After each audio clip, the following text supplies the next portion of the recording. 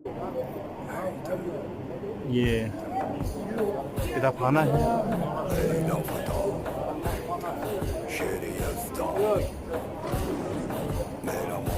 यहाँ पर मोला अली बैठ कर किताब पढ़ रहा।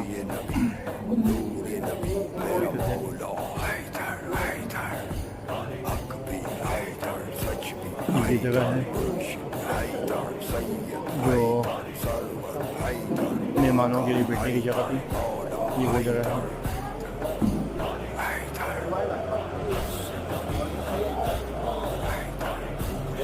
ये मेन गेट है।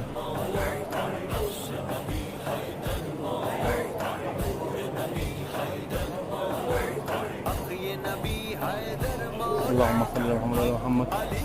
आप तमाम लोगों की जो वीडियो को देख रहे हैं उन लोगों के तमाम हाजिर को पूरा करें और लाजमन चैनल को सब्सक्राइब करें और